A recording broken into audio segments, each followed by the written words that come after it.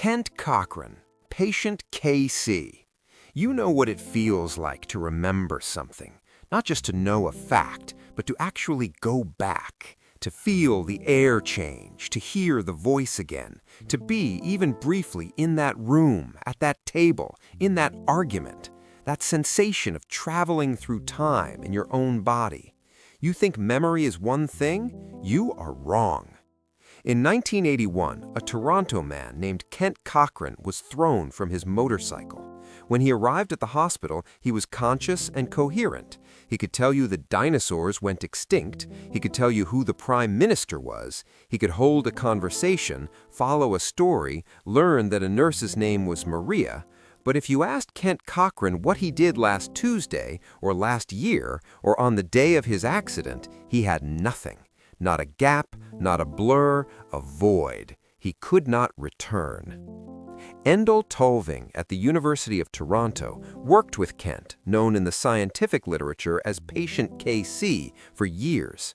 What Tulving documented was not amnesia in the familiar Hollywood sense. It was something more precise and far more unsettling. KC had intact semantic memory, the warehouse of facts, vocabulary, general knowledge.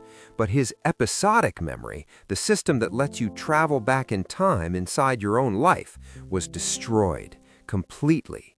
The two systems had separated. This was not supposed to be possible.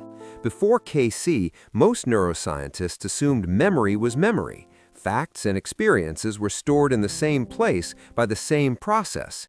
KC proved that was wrong, that the memory of riding a bike and the memory of learning what a bike is are run by different operating systems, that you can know everything about your life from the outside, the facts, the dates, the names, and have zero access to the felt experience of any of it. Tulving published his findings in 1985 in a paper that is still cited thousands of years each year. He called the system that KC had lost autonoetic consciousness, the capacity to mentally time travel, to re-experience the self in the past. KC had noetic consciousness, knowledge, but autonoetic awareness, the sense of being the person who lived those events, was gone. When researchers asked KC to imagine future events, a birthday next year, a vacation, something he was looking forward to, he could not do it, not because he lacked intelligence, because imagining the personal future uses the same circuits as remembering the personal past. The time travel machine runs in both directions. If it's broken, you are locked into a permanent, unlocated present. What does this mean for you? Think about what you are doing right now when you plan your day, when you imagine a difficult conversation before it happens, when you rehearse in your mind a version of tomorrow. You are not being rational. You are time traveling. You are using the exact system that KC lost, running a simulation of yourself forward into a future that hasn't arrived yet. That ability, that mental projection, is not intelligence. It's a specific neurological system. And now that you know it has a name and that it can be destroyed while leaving everything else intact, you should feel exactly how strange it is that you still have it. Dr. P, the man who mistook his wife for a hat. You are looking at a glove. You can see it perfectly clearly. You are not blind. Your eyes are healthy. Your visual cortex is processing every detail, the stitching, the leather, the slight curve of the empty thumb. You describe it accurately, a continuous surface, 5 outpouchings. You understand it is an object. You turn it over in your hands. You cannot tell what it is. This is the experience of the man Oliver Sacks called Dr. P, a music professor, accomplished, intellectually brilliant, referred to Sacks in the early 1980s because his students had noticed something wrong. He kept addressing people by looking at their buttons, their shoes, the objects they were carrying, not their faces. When he finally came to Sacks's office, he looked around the room and addressed a nearby piece of furniture as if it were an acquaintance. He was not confused. He was not disoriented. He was seeing and perceiving something different from what he was seeing. At the end of the appointment, Dr. P reached for his hat. except it wasn't his hat, it was his wife's head. He reached toward her, gripped, and attempted to lift. She laughed it off. He appeared genuinely puzzled by her reaction. Sachs, who described the case in his 1985 book, The Man Who Mistook His Wife for a Hat, documented what he was witnessing: severe visual agnosia, almost certainly from a brain tumor affecting the right posterior cortex. Dr. P could see, he could describe, he could analyze. What he could not do was recognize, and this distinction between perceiving the features of a thing and knowing what the thing is turns out to be one of the most important findings in the history of consciousness research. Because recognition is not the end of vision, it is a separate process, a separate system, one that takes the raw visual information and matches it to meaning, to identity, to category. When that system fails, you are left with an extraordinary situation: a person who can describe a glove perfectly and be genuinely unable to name it. A person who can navigate a room, avoid furniture, cross a street, and literally not know his wife's face from a hat. Not because he is demented, because perception and recognition are not the same act. Sachs noted something crucial. Dr. P could still recognize people when they moved. When a student laughed, he immediately knew who it was. When a colleague's voice came from across the room, recognition was instant. His recognition system for faces had failed, but his recognition for dynamic patterns, movement, voice, gait was intact. He had developed over time a set of compensatory strategies so sophisticated that most people around him had only noticed something was slightly off, not that a fundamental system that collapsed. He continued teaching music until near the end of his life. He sang while he ate to cue himself through each step. He lived inside a different architecture of reality, one where sound was more reliable than faces, where motion was more legible than stillness. His consciousness was not diminished, it was differently organized. What his case proved is that the experience you call seeing is actually a cascade of separate processes: light, edges, color, depth, feature extraction, object identification, emotional recognition, and any one of them can go wrong independently of the others. You think you see, you are actually constructing. Clive Wearing. Imagine waking up. You open your eyes and the world is new. Not metaphorically, not in the way people say after a good night's sleep. Literally new. The room is unfamiliar, even though you have been in it for hours. The person beside you is a stranger, even though you've known them for decades. And then, within seconds of realizing this, you feel the most overpowering surge of relief and joy, because finally, after what feels like an eternity of unconsciousness, you are awake. You write it in your diary. You are awake. And then, 30 seconds later, you wake up again. Clive Wearing was a musicologist and BBC producer, one of the leading experts on Renaissance choral music in Britain, when, in 1985, he contracted herpes encephalitis, a viral infection of the brain. By the time the infection had run its course, the hippocampi on both sides of his brain were destroyed. He was left with a memory window of approximately 20 to 30 seconds. Every moment is the first moment. Every waking is the first waking. His diary from the following years contains hundreds of entries, each written in urgent capital letters. Now I am awake for the first time, each crossing out the one before it, because the one before no longer feels true.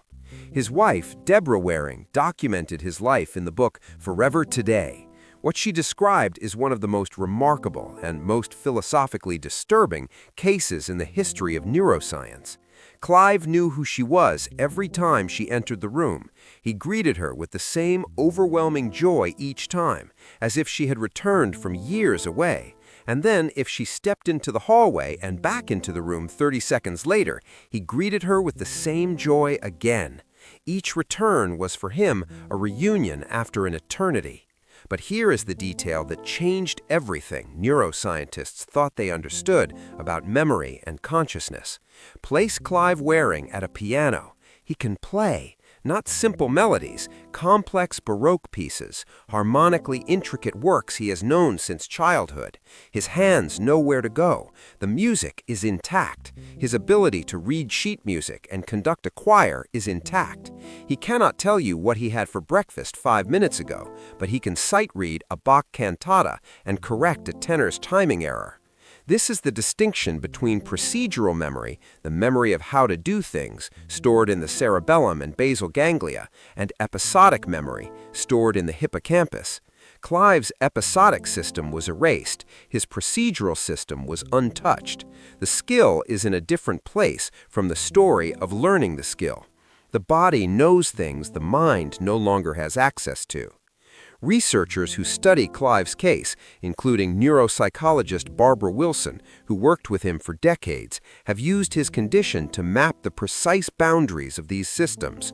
What lives where? What survives what? His consciousness is not absent. He's not in a vegetative state. He is fully present, emotionally responsive, capable of conversation, humor, affection. He is just radically, permanently now. There is no before, there is no after. There is only the overwhelming, vivid present, refreshing itself every 30 seconds. Think about the last time you listened to a piece of music that put you somewhere else, not just pleased you, but actually transported you to a specific afternoon, a specific person, a specific version of yourself. What you experienced in that moment was two systems firing simultaneously: episodic memory anchoring you to the past, procedural memory processing the sound in real time. Clive experiences only the second of those two. The music plays, he is in it completely, but it goes nowhere. It builds no story. It connects to nothing before or after. Pure experience with no container. You carry a container you didn't know you had. Patient SM, the woman who could not feel fear. You know fear when you feel it. It is not a thought, it is a physical event. The chest tightens, the peripheral vision narrows, your attention reorganizes itself around the threat with a speed that has nothing to do with decision-making. Before you have processed what you saw, your body has already reacted. You have always assumed this system is just part of how you work. You have never considered that it might be optional. Patient SM, whose full identity was protected for years and later identified as Justin Feinstein's research subject at the University of Iowa, has a condition called Urbach-Wiet disease, an extremely rare genetic disorder that causes calcification of soft tissue. In her case, the calcium deposits settled with near-perfect symmetry in the amygdalae on both sides of her brain. Both are completely destroyed, not damaged, gone. The amygdala had been theorized since the 1930s to be the brain's fear processing center. SM is the proof. Justin Feinstein and his team spent years testing her systematically with the kind of rigor that makes the results impossible to dismiss. They took her to an exotic pet store and watched her pick up snakes, despite saying she disliked snakes, with open curiosity, bringing them toward her face while other shoppers backed away. They walked her through a famously intense, haunted house in Indianapolis on Halloween. She laughed. She tried to engage the actors in conversation. She was the only person in the building who was having what looked like a good time. They showed her film clips selected to trigger fear: The Shining, Silence of the Lambs, The Blair Witch Project. She found them interesting. She reported no fear. They asked her to keep a diary of emotional experiences over 3 months. There was no entry that qualified as fear. She had encountered dangerous situations in her life, moments that by any objective measure should have activated the threat response system. They had not. Then the team tried something different. They had her inhale CO2-enriched air, a 35% concentration that creates the physical sensation of suffocation, triggering a panic response that bypasses the cortex entirely. SM panicked. She grabbed the arms of the chair, gasped, reported an overwhelming sensation of impending death. It passed within seconds, but it was unmistakable, real, uncontrolled somatic fear. What this proved was something that changed the foundational model of fear neuroscience. There are two separate fear circuits.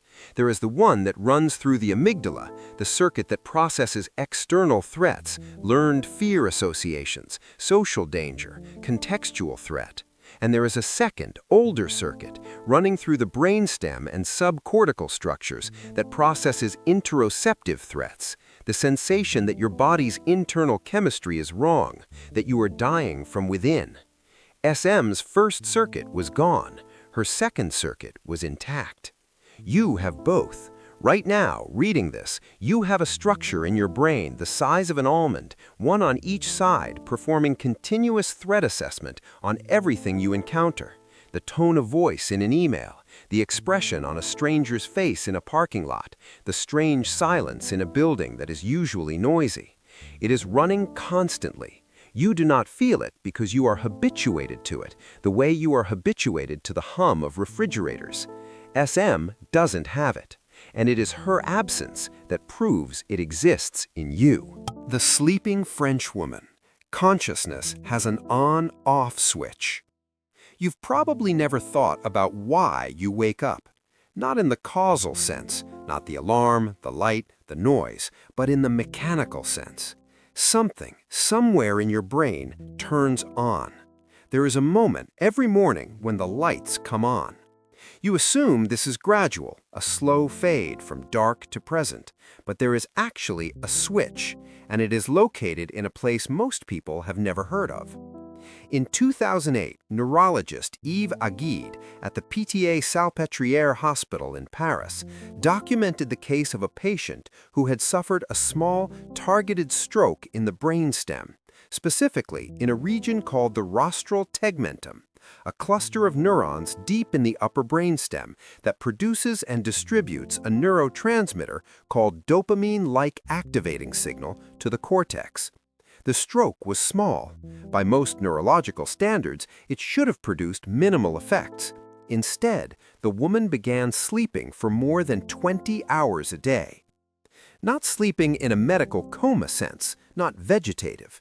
During her 4 waking hours, she was alert, conversational, cognitively intact.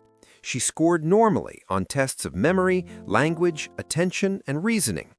Her personality was unchanged. She was, in every measurable sense, fully conscious for 4 hours. Then she went back to sleep. Not because she was tired, because the switch that keeps the cortex running had been partially disabled by the stroke. Her arousal system, the system that keeps you on, was damaged at its source.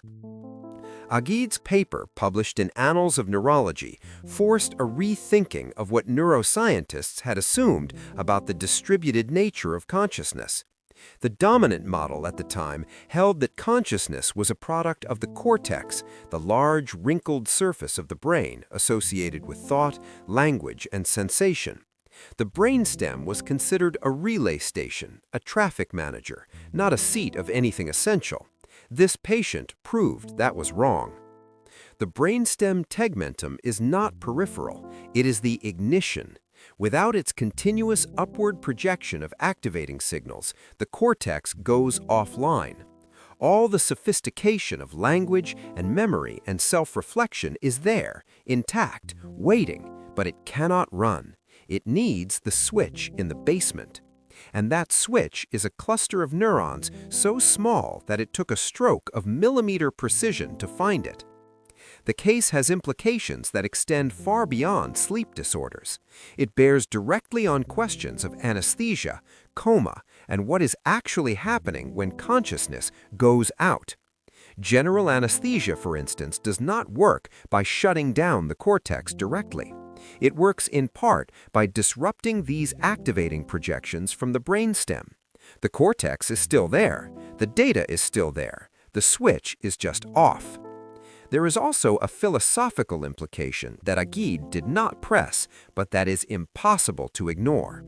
Everything you call consciousness, everything you call your inner life, every thought you are having right now depends on a structure in the back of your skull that is roughly the size of a thumb. It is not thinking, it is not perceiving, it is just running. It is just keeping the rest of you turned on, and it can be taken out by a stroke small enough that in a different location you might not even have noticed it. The on-off switch for your consciousness is the least glamorous part of your brain. It is also the most essential. Visual anosognosia, Anton syndrome. Here's a thought experiment that stops being hypothetical when you look at the case files. Imagine you go blind. Not gradually, suddenly. You wake up one morning and the world is black. You cannot see the walls, the door, the light from the window. And then, without missing a beat, you tell the nurse who has come to check on you that the room is a little dark this morning. You describe the color of her uniform. You complain that the curtains are blocking the light. None of it is true, and you are completely sincere. Anton syndrome was first documented by the Austrian neurologist Gabriel Anton in 1999 in a series of patients who had become blind due to damage to the occipital cortex, the visual processing region at the back of the brain. What made their cases extraordinary was not the blindness. It was that they did not know they were blind, not in the sense of denial, not in the sense of grief or refusal to accept the diagnosis. They literally could not detect their own lack of vision. When these patients walked into walls, they explained the collision. The furniture had been moved, the light was poor, they had stumbled. When asked to describe what they saw, they produced detailed, plausible confabulations, invented visual descriptions that matched what they would expect to see based on context. They were not lying. The lying would require knowing the truth. They were generating visual descriptions the way a car generates engine noise, as a byproduct of a system trying to run as designed, even when the input has been cut. The neurological explanation, which has become cleaner with modern imaging, goes like this. The occipital cortex, when destroyed, no longer produces visual signal.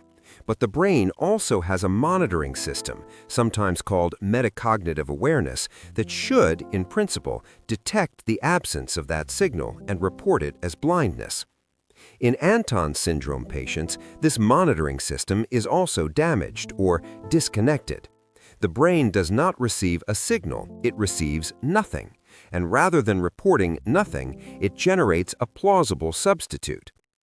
Oliver Sacks documented a similar phenomenon in patients with severe neglect syndromes, cases where awareness of an entire half of the perceptual world was absent. These patients did not know what they were missing. They could not conceptualize the absence. The monitoring system that would report the gap was itself part of what was missing. What Anton syndrome reveals is that your experience of reality is not passively recorded, it is actively constructed. And the construction process includes a layer of monitoring, a meta-level system that, in most of us, most of the time, is checking whether the incoming feed makes sense. But that monitoring system is also just neurons. It can also be damaged, which means the construction can fail and the monitor can fail, and you can be walking through a world you can no longer see while describing it in full color and be, in your subjective experience, completely fine. Think about the last time you were very wrong about something you were certain of. Not about a fact you could check, about an experience, a memory that turned out to be false, a perception that didn't match what others saw. In those moments, the monitor was miscalibrated. In Anton syndrome, it's gone. The difference between those patients and you, on a neurological level, is smaller than you want it to be. Alien hand syndrome. You reach for a cup of coffee. Your left hand takes it. Your right hand, without instruction from you, reaches up and removes it from your left hand's grip and puts it back on the table. You watch this happen. You did not do it. your right hand did. You are in your body, you are watching your hand, and you cannot explain why it did that or how to make it stop. Alien hand syndrome was systematically described by neurologist Sergio Della Sala at the University of Edinburgh in a case published in 1991, though reports of the phenomenon date back to Kurt Goldstein's work in the 1910s. The condition typically occurs after surgery that severs the corpus callosum, the thick band of fibers connecting the brain's two hemispheres, or after strokes affecting the supplementary motor area in the frontal lobe. The result is that one hand, usually the non-dominant one, begins operating with what appears to be independent agency. Della Sala's patient described the experience in terms that have become the most cited description in the literature. One hand would unbutton a shirt while the other was buttoning it. One hand would reach toward food while the other pulled the arm back. One hand would put a cigarette in the mouth, the other would remove it. The hands were not malfunctioning in a spasmodic sense. They were executing intentional-looking motor sequences. They simply were not executing the same intention. Michael Gazzaniga at Dartmouth spent decades studying split brain patients, people who had undergone corpus callosotomy as a treatment for severe epilepsy, and documented the behavior of the two hemispheres when disconnected. What he found was not that one hemisphere was the real self and the other was an imposter. Both hemispheres had preferences, goals, responses, and something that functioned like an internal narrative. The left hemisphere, dominant for language, was quick to confabulate explanations for the right hemisphere's actions, stories, reasons, justifications, even when it had no access to the information that had triggered the behavior. He called the left hemisphere's story-making capacity the interpreter. It is always running. When the right hemisphere grabbed a photograph because of a subliminal image it had processed, the left hemisphere, which had not seen the image, would immediately generate a reason. I wanted something to hold. The interpreter does not report what happened. It constructs a story that feels like reporting. What does this mean when the corpus callosum is intact, meaning in your brain right now? Gazzaniga and others have argued that the interpreter is always operating, even without the dramatic theater of alien hand. Every time you do something and immediately have a reason for it, the reason may be a post hoc construction, not a cause. The behavior happened. The narrative arrived a fraction of a second later, presenting itself as motivation. The clinical cases of alien hand syndrome are dramatic because the gap between action and narrative is externally visible. You can watch the hand do something the person didn't want. In intact brains, the gap is usually too small and too fast to see. The interpreter is too quick, too fluent, too confident. It has had your whole life to convince you that it is the author of your actions, rather than the journalist who covers them after the fact. Hemispatial neglect, Bisiach's Plaza experiment. You know a place very well. Maybe it's the street you grew up on. Maybe it's the main square of a city you visited once and never forgot. You can close your eyes and walk through it. The buildings on the left, the fountain at the center, the cafe on the corner. Now, imagine you can describe that space perfectly from one direction, but the moment you mentally stand at the opposite end, the half you just described goes silent. Not forgotten, still there, just unavailable, and you don't notice the silence. In 1978, Edoardo Bisiach at the University of Milan devised one of the most elegant experiments in the history of brain research. His patients had suffered right parietal strokes and presented with left hemispatial neglect, a condition where the brain's attentional system fails to represent the left half of space. They did not process or respond to anything on their left side. They ate only the right half of their food, drew only the right half of a clock face, read only the right half of words. But Bisiach wanted to know something more specific. He wanted to know whether the neglected space existed in memory or whether it had been deleted. He asked his patients to imagine the Piazza del Duomo in Milan, a plaza they all knew well. He asked them to describe it as if they were standing at the northern end, facing the cathedral. They described the buildings, shops, and landmarks on the right side of the square in rich detail. When asked about the left side, they had nothing. Then Bisiach asked them to imagine the same plaza, but from the opposite end, standing at the southern end now, facing away from the cathedral. The side they had just described in detail went silent. The side they had said nothing about suddenly came alive with landmarks, storefronts, architectural details. The memories were not gone. They were there, in full resolution, waiting, but they could only be accessed from the right, whichever side of the imagined space was currently on the right. The implications took years to fully absorb. The neglect was not a memory problem, it was an attention system problem. The attentional network in the right parietal lobe was responsible not just for orienting to real sensory space, but for orienting within imagined space, and that network was damaged. The patient's mental imagery of the plaza was spatially organized in the same way as the real plaza, and the damage that prevented attention to the left of real space prevented attention to the left of mental space too. Later research by Farah, O'Reilly, and others used computational models to show that imagery and perception share representational structures, that when you imagine a scene, you are activating many of the same spatial maps that would fire if you were actually there. Bisiach's patients were a live demonstration of this overlap. They could not attend to the left of a place they had never left. Try this right now. Picture a room you know well. Notice which direction you are facing in the mental image. Now try to rotate, to see behind you, to walk around the space. Most people can do this with effort. The image shifts, reorients, brings new angles forward. What Bisiach's patients could not do was make the left side come forward, regardless of which direction they faced. The attentional spotlight could not swing that way. The room was half lit, and they had been living in it so long they had stopped noticing the dark half. You have attentional limits too. You just can't see the edges from the inside.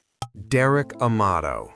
You have never played piano. You know this. You have been to houses with pianos, seen them in hotel lobbies, passed them in churches. Your hands have never done anything with them. You know what keys are. That is the full extent of your relationship with this instrument. Now imagine that you go to a pool party, dive into the shallow end, strike your head on the bottom of the pool, lose consciousness, and wake up in a hospital. And then, 4 days later, you sit down at a piano and your hands begin moving.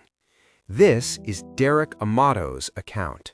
On October 2006, Amato dove into a friend's swimming pool in Sioux Falls, South Dakota, struck his head on the bottom, and suffered a severe traumatic brain injury. He lost 40% of his hearing. He experienced regular headaches that would persist for years. And when, a few days after leaving the hospital, he sat at a friend's keyboard, something moved in him that had never moved before. He played, not simple chords or melodies he had heard before, complex, coherent musical compositions, polyphonic, emotionally structured, unfamiliar. His hands knew patterns he had never learned. Daryl Freffert at the Wisconsin Medical Society, the leading researcher on Savant syndrome, documented Amato's case as one of the clearest examples of acquired Savant syndrome, a phenomenon first formally identified in the early 2000s and still poorly understood. In acquired Savant syndrome, a brain injury, or less commonly, the onset of a neurological condition, appears to unlock pre-existing cognitive abilities that were present but inaccessible. Treffert's working model, developed over decades of studying both congenital savants and acquired cases, is that the brain contains far more stored information and capability than the conscious mind has access to. The cortex is not just a processing system, it is also a filtering system. It decides what to surface, what to suppress, what to make available for conscious use. In most people, that filter is highly selective, tuned by years of experience to prioritize language, social cognition, immediate practical skill. Artistic and musical processing exists in the architecture, but it is not foregrounded. In some brain injuries, particularly those affecting the left anterior temporal lobe, which is associated with inhibitory control over the right posterior regions involved in artistic processing, the filter is disrupted, the suppression mechanism is damaged, and skills that were always latent, coded in the neural circuitry by experience and genetics that never translated into conscious practice, become suddenly, dramatically available. Amato has been studied extensively, including neuroimaging work that showed unusual activation patterns in regions associated with musical processing and spatial reasoning that are not typically prominent in non-musicians. He describes the experience of playing as seeing flowing black and white squares moving across a dark field, a visual musical synesthesia that appeared simultaneously with the musical ability and that he uses to translate the visual pattern into keystrokes. What Treffert's research asks, and what Amato's case makes almost impossible to dismiss, is what else you might be capable of that the architecture of your brain is currently suppressing. Every human brain contains structures shaped by millions of years of evolution, encoding capabilities that your individual life history may never have called forward. The filter is doing its job. The question Amato's hands raise every time he plays something he has never practiced is what is on the other side of it. The man with persistent déjà vu. You know the feeling. It lasts 2 seconds, maybe 3. You are somewhere, a restaurant, a friend's living room, the middle of a sentence, and suddenly, with complete certainty, you know you have been here before. Not just that something is familiar, that you have experienced this exact moment, the conversation, the angle of the light, the specific configuration of everything around you. You have been here. You know this. And then it passes, and you can't explain it, and you move on. Now imagine it doesn't pass. Imagine that every experience, every conversation, every walk down the street, every television program, every meal arrives already familiar. Not vaguely familiar, overwhelmingly certainty-level familiar. Imagine you stop watching new films because you feel you've already seen them. Imagine you stop reading the news because you feel you've already read it. Imagine you tell your friends and family that everything they are saying you have heard before, even if you know intellectually that it can't be true. This is the case documented by Chris Moulin at the University of Leeds, published in 2015, a 23-year-old British man who experienced continuous, persistent déjà vu for more than 3 years following an anxiety disorder. He was not psychotic, he was not delusional. He had intact reality testing. He could acknowledge, on an intellectual level, that the experience of familiarity couldn't be accurate. But the feeling was unrelenting and had begun to shut down his engagement with new experience entirely. Moulin's research into déjà vu, which is the most extensive body of work on the phenomenon in clinical neuroscience, proposes that the experience is a memory circuit misfiring, specifically a misfiring of a system involved in familiarity detection, the perirhinal cortex, which works alongside the hippocampus to tag incoming experiences with signals of either familiarity or novelty. In normal function, this system runs in the background, helping you distinguish between things you've seen before and things you haven't. In déjà vu, the system fires without an actual match. The familiarity signal is generated. It arrives in consciousness as the feeling of, "I've been here before," but no corresponding memory is retrieved because there is no corresponding memory. The feeling is real. The content it claims to reference does not exist. It is a false positive from a recognition system that usually runs quietly and accurately. In this young man's case, the system was not occasionally misfiring, it was stuck. Every incoming experience was being tagged as familiar before it could be experienced as new.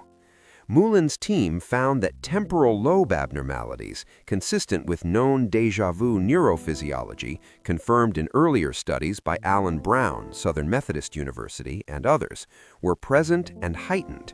The recollection system and the familiarity system, which normally work in complementary fashion, had decoupled. Familiarity was running wild. Recollection, actual memory retrieval, showed no corresponding increase. The feeling arrived without the evidence. The case eventually improved after treatment of the underlying anxiety disorder, which suggests that hyperarousal, a chronic state of cortical overactivation, may be a trigger for the persistent misfiring. The young man, after 3 years of living inside a world that felt pre-lived, began to experience genuine novelty again. A meal could be new, a conversation could be unknown, a film could surprise him. He described this as disorienting in its own way. The world suddenly felt unfamiliar, in the ordinary sense, in a way he had forgotten was normal. Right now, reading this, somewhere in your temporal lobe, a system is comparing this moment to everything you have ever experienced and deciding whether to tag it as familiar or new. It is running this comparison across every word, every sentence, every shift in your attention. It almost never gets it wrong. The moments when it does, those 2-second flickers of impossible recognition, are so striking that they've been part of human recorded experience since ancient Greece. They're named in French because a French philosopher, Émile Baroque, coined the term in 1876. But they are not mystical. They're a timing error in a recognition system that is otherwise so reliable you never feel it running. You only feel it when it breaks.